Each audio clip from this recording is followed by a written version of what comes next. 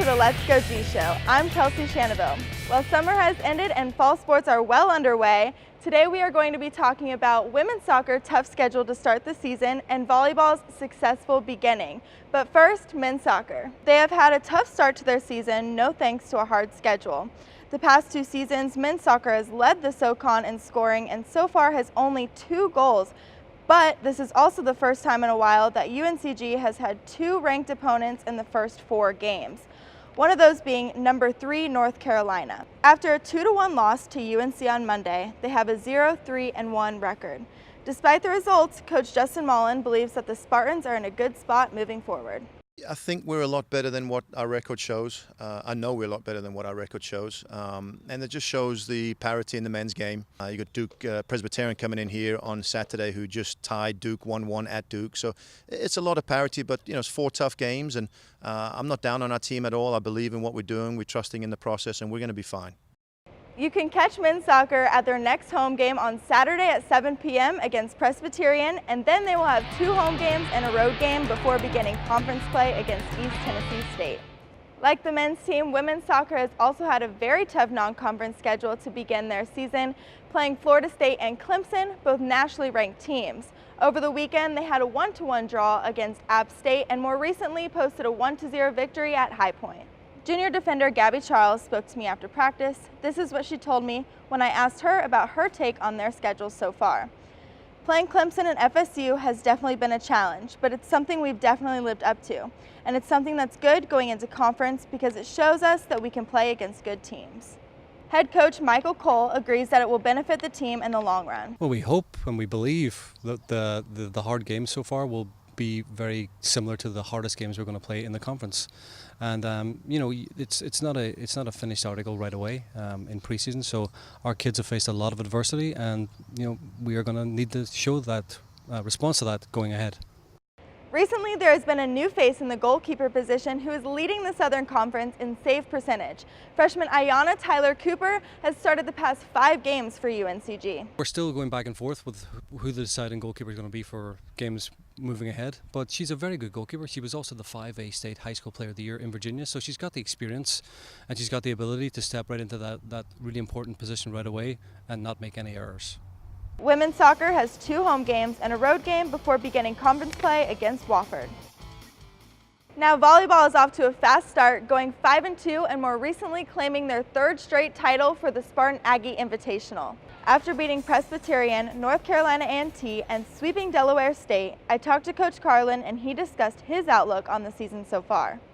Well, in the preseason every year, it's really important to get into a rhythm, get into a flow. You have young ladies that are looking at new roles on the team, perhaps playing in spots they hadn't played in before. You have a natural attrition through graduation and bringing in new folks. So how does this team gel? How does this team come together, and how do we perform on the court collectively is always what we're trying to work through in the preseason. Coach Carlin also commented on a few of his standout players, which included junior libero Christina Gregory. Last week, she earned her first Southern Conference Defensive Player of the Week award of 2017 and her 4th of her career. She started the week with back-to-back 22 dig games against Charlotte and Presbyterian and then recorded her 3rd double-digit dig game of the week with 18 at North Carolina A&T. She finished the week with 70 digs and averaged 4.67 per set. Due to Hurricane Irma, volleyball will be home this weekend playing Florida Atlantic and American in Fleming Gymnasium. Check uncgspartans.com for any updates. For more on volleyball, stick around to see Christina Gregory and Allison Penner's Summer Overseas. Hi, I'm Barbara Corcoran. To sell your home on time for the most money, you need a sharp agent with a marketing strategy that creates the most demand. Bottom line, you need a partner willing to put their own money on the line for you. In Greensboro and Winston-Salem, it would be Jason Bramblett. He attracts hundreds of buyers and creates so much demand that Jason can guarantee if your home doesn't sell at a price and deadline you agree to, he will buy it. Partner with the agent I trust. Go online or call and get your home sold. Being an adoptive or foster parent means that you understand that every child needs love. There are children right here in Guilford County who need the love and care of someone like you. What fostering means to me is providing a safe and loving environment for children in need. Why not open your home to the possibilities of improving a child's life? Call 336-641-KIDS to become a foster parent. Visit foster.myguilford.com to learn more.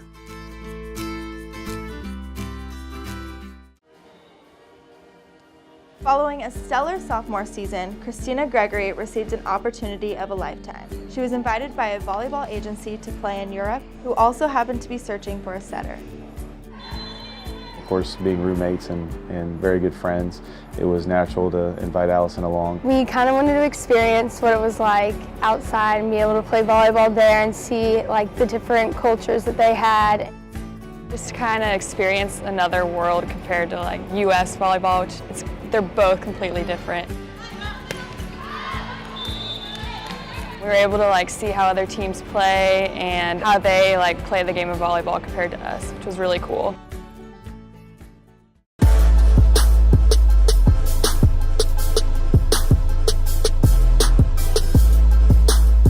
It's a different atmosphere the way they play. They kind of focus on their big hitters, whereas like defense isn't as big to them.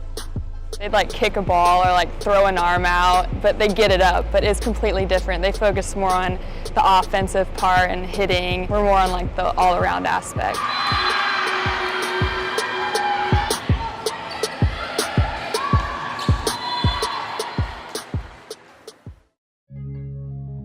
We were there for 11 days.